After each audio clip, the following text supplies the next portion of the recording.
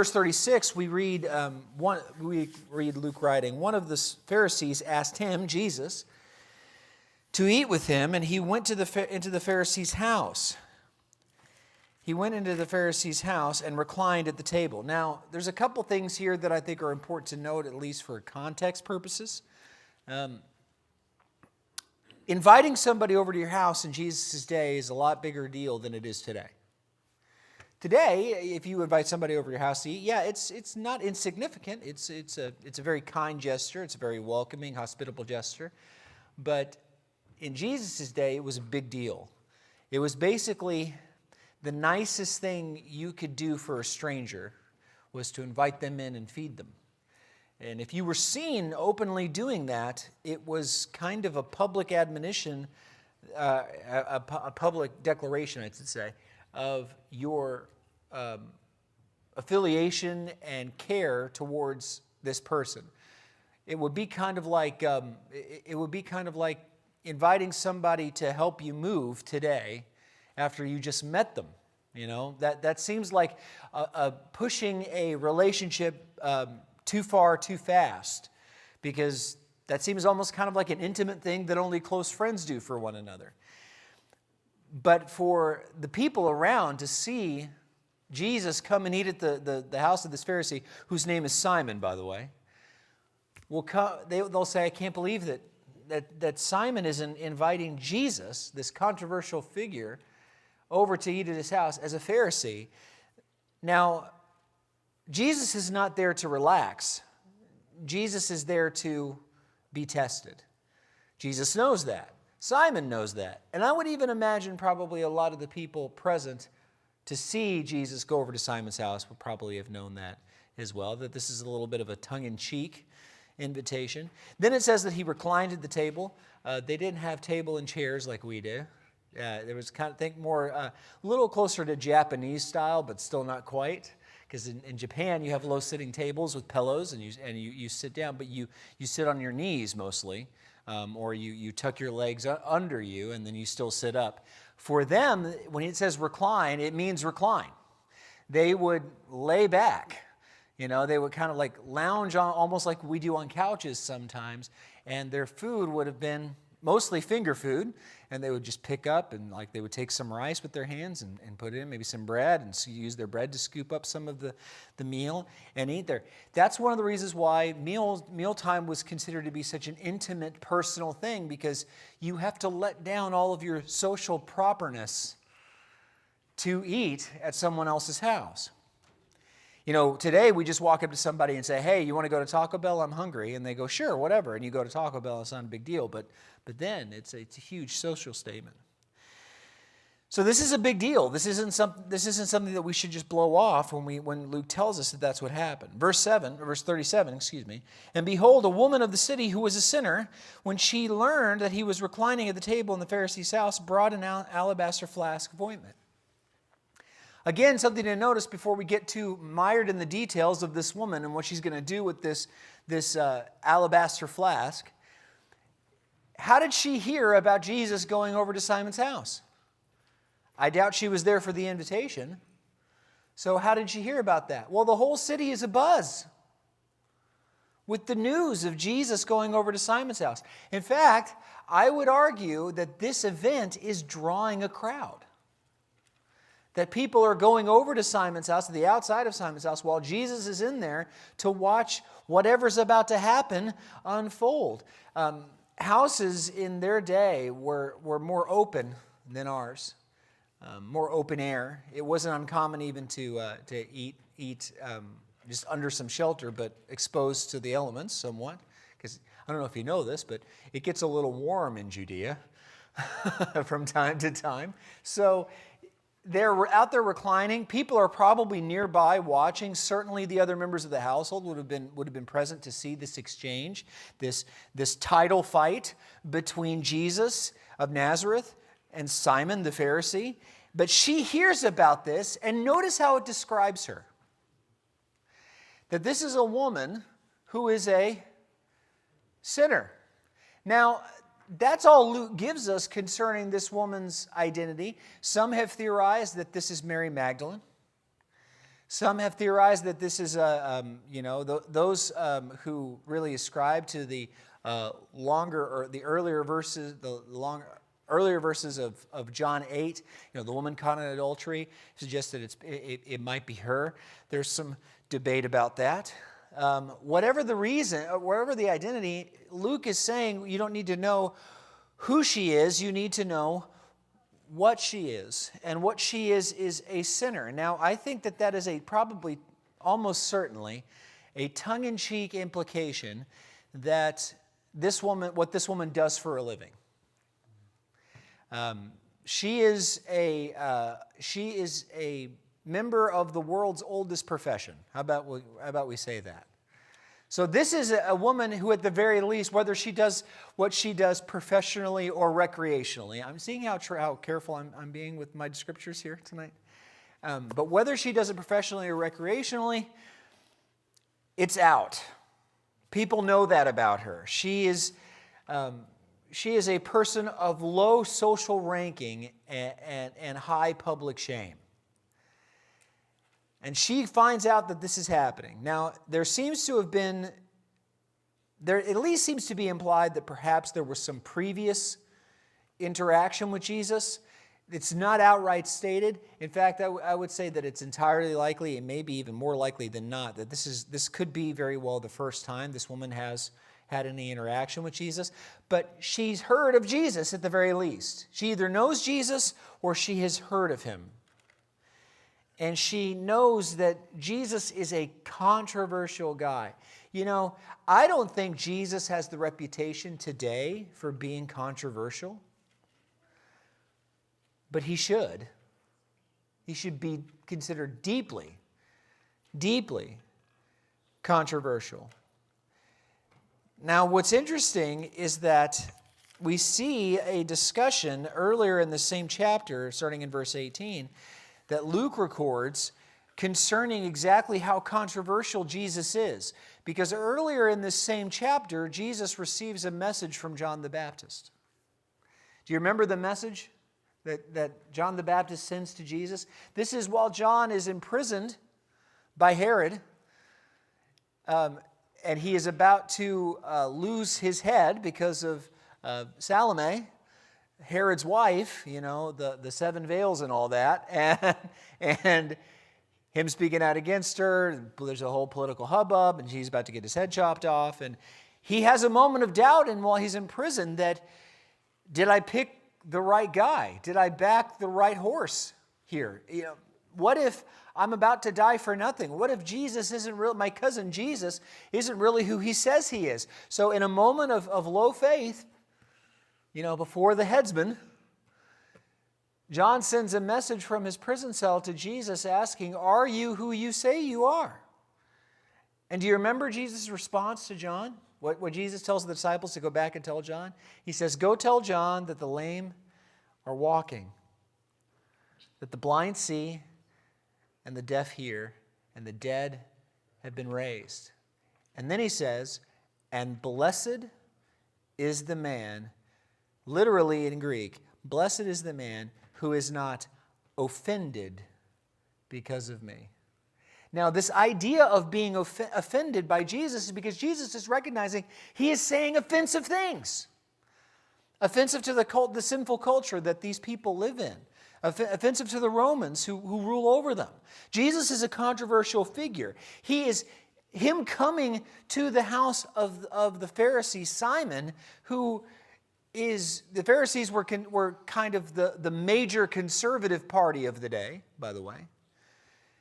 And they are at odds with Jesus. And Jesus is if you look at it in terms of that, we got to be careful not to use terms that we use today referring to things that apply to us when we apply it to them. I don't mean American in the American political sense when I use this word, but in Jesus' day, he was a pretty progressive guy. Now, that doesn't mean he was okay with, like progressive today was okay with all the things that progressives are okay with today, which is basically, anything goes. But it means that Jesus was willing to rock the boat in a very, very powerful way. meaningful way. So she knows this about Jesus, and she knows something else about Jesus. She knows that Jesus is not afraid to deal with women openly in public, which was not something that was normally done. If I can just get to Jesus, something will happen. I feel like this is also very similar to a story that occurs in chapter 8, just a few verses removed, picking up in verse 40 of chapter 8. It's the story of the woman with the bleeding problem, where she knows that I don't have to even talk to Jesus. If I can just get close enough to Jesus and just touch him or graze his robe, that'll be enough. And that's what happens, and she gets healed. That's how controversial Jesus is, that that not only are the high-ups talking about him, not only is he making waves amongst the rulers of society, but he is also making waves amongst the dregs. And she wants to get to Jesus. She brings an alabaster flask of ointment. I think it's important to know what this alabaster flask is and how significant it is. This is an alabaster flask of perfume. It says ointment, but think closer to perfume. This is probably the most valuable thing she owns, y'all. And notice what it's made. We know that because of how fine an item this is. Because what's the vial made out of? Alabaster, which is not a cheap stone. It is a fancy stone. And also, too, this vial has probably been sealed, not with like a cork and or a stopper like you would see like a vial of perfume today, where you can uncork it and pour a little out and put the cork back in and save it for later. Most likely, this is something that you have to break open. It's a one-time use item. And because of that, and because we are assuming her profession, and I don't know if you've thought about this, but if you look throughout history, not a whole lot of super wealthy prostitutes. Just not a lot. There are throughout history some super wealthy people who control prostitutes, but the actual workers themselves, not so much.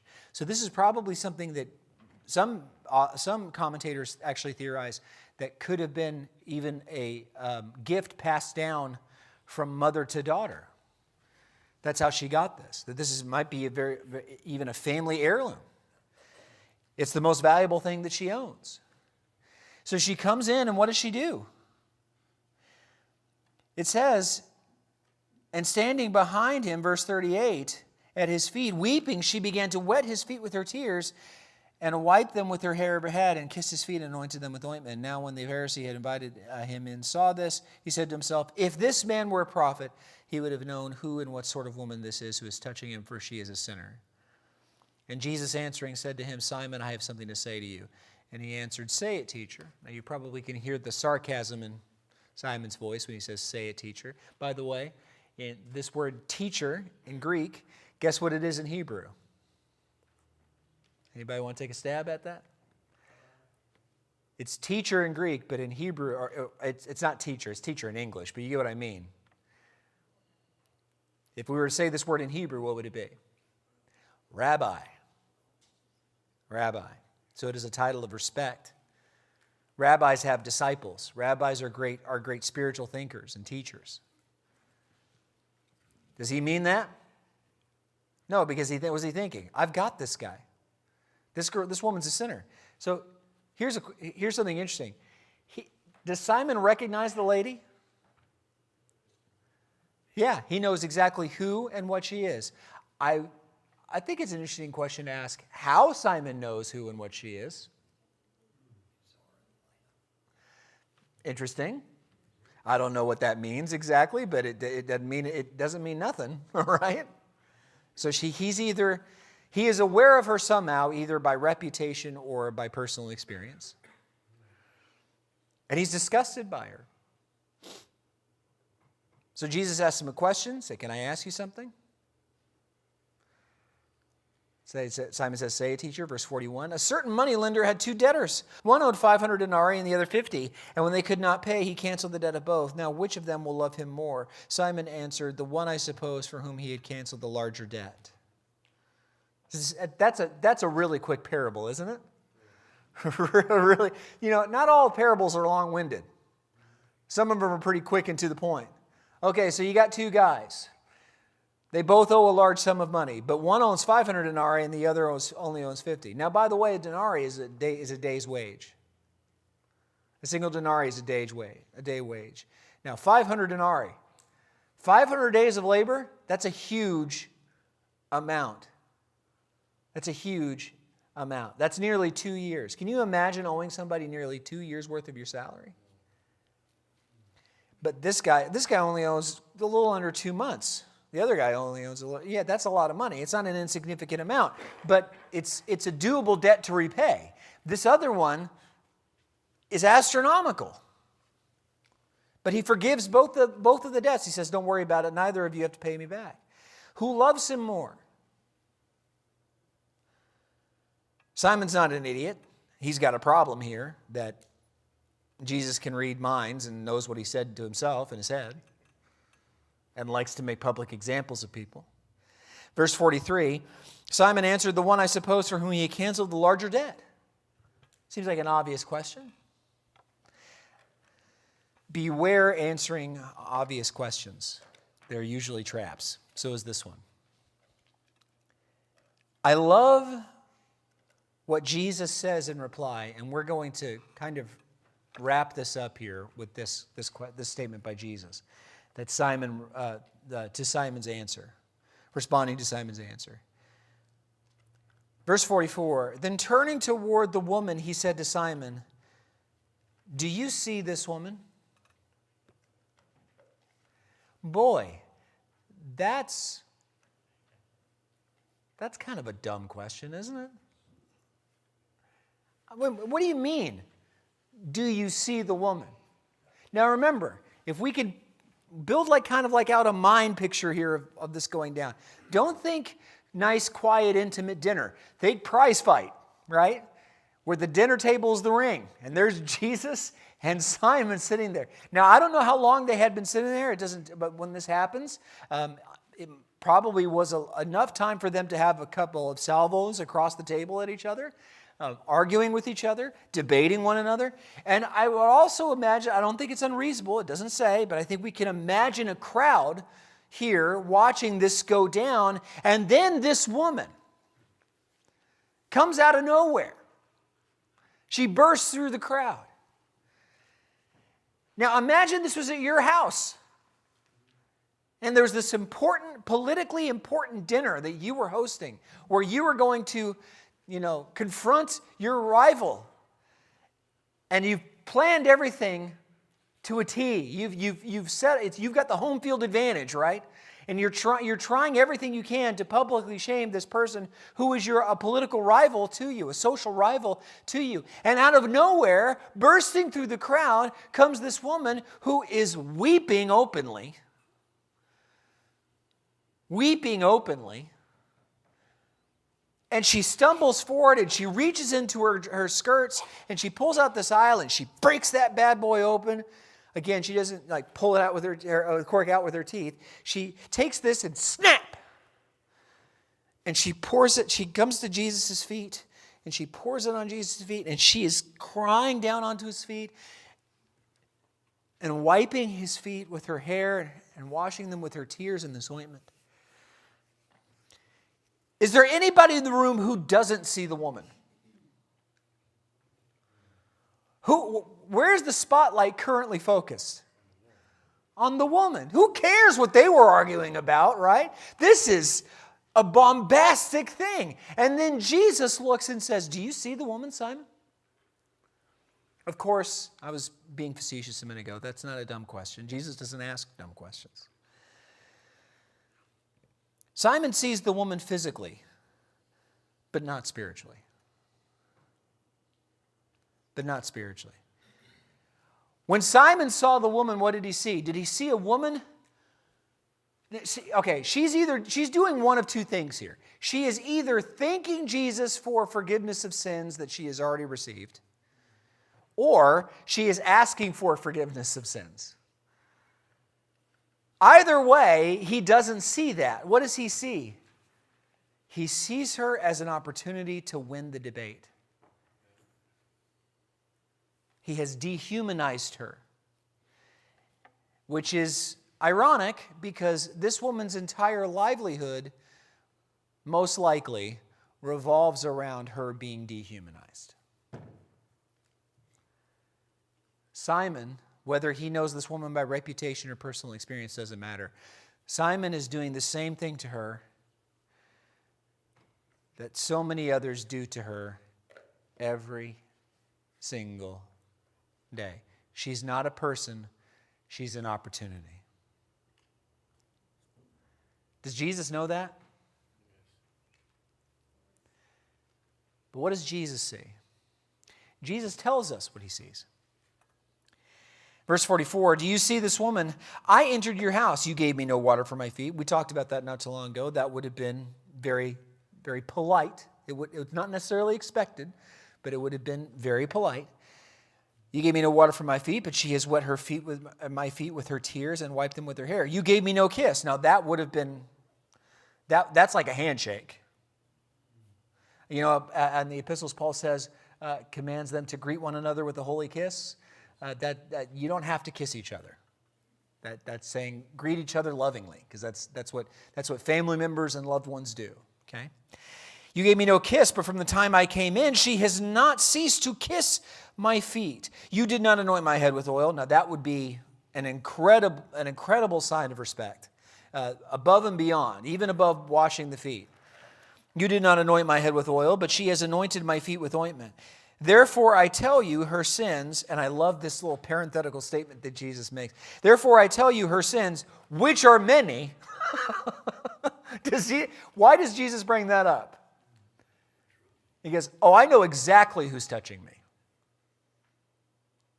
No wool on these eyes, right? Which are many are forgiven, for she loved much. But he who is forgiven little loves little. And he said to her, your sins are forgiven. Now, what's fascinating is that the people see this and they are so swallowed up in the debate that here's what happens, verse 49, then those who were at the table with him began to say among themselves, who is this who even forgives sins? So they're still, instead of considering what they just saw, they're still wrapped up in the debate. Verse 50, and he said to the woman, your faith has saved you. Go in peace.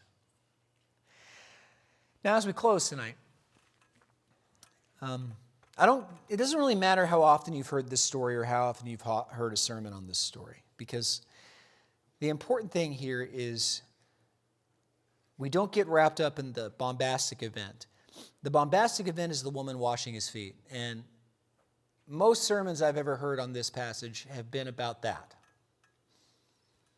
or about the forgiveness that she receives, which is a perfectly fine thing to preach about. That's definitely front and center to this story.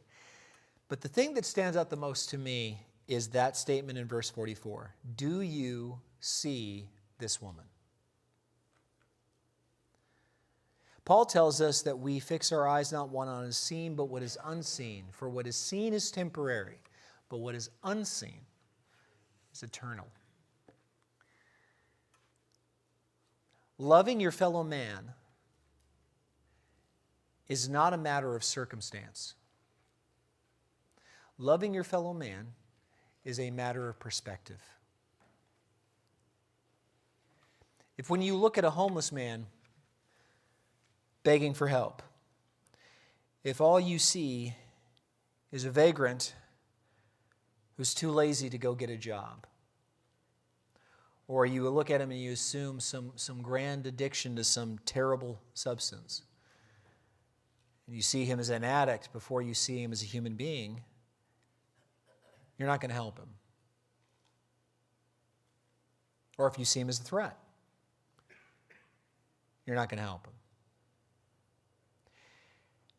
I'll tell you this story as we close. I took a youth group years ago when I was a youth minister in Texas. We took our youth group to a youth rally, an all-day youth rally, at a church about 3 hours down the road from us. And as we pulled in, it was going to be a pretty big youth group. There were going to be a lot of youth groups there. Our youth rally was going to be a lot of youth groups there. And we had the bus. We had our bus full of kids, about 25, 30 of them. And as we pulled in, right next to the driveway leading up into the parking lot, as we pulled into the church, there was a homeless man. And he had a sign. And it said, "Hungry, please help." That's all it said. Now I saw that. I've got 25 plus teenagers with me, right? I'm the only adult in the bus, and I still stand by this decision. I think it's the decision the elders of that church would have wanted me to make. I think it's the decision that the elders of this church would want me to make. I can't put these kids in danger. I've got to. My heart went out for the guy, but I went into the parking lot and I parked, and I ignored him. The kids talked about it a little bit. It's like, wow, that's weird. Never seen a homeless guy, begging for food next to a church building. Was we go in for a youth rally before? It was a little weird, and I had never seen it either. We go into the auditorium. We sit down. We're singing the songs. Everybody's having a good time. Youth rally gets kicked off, and then they introduce the speaker, and he gets up. And the kids start whispering, "I've seen that guy before." I mean, he's in a suit. He's a nice-looking guy, clean cut, clean shaven, but there's something about him that's familiar. And then he says, "Hello. I want everybody to know that I got to the youth rally early today. And you've already met me. I was the guy with the sign. And I want you all to know that no one stopped."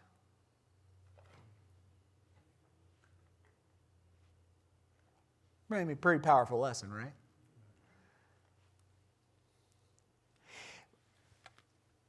We are only as valuable to each other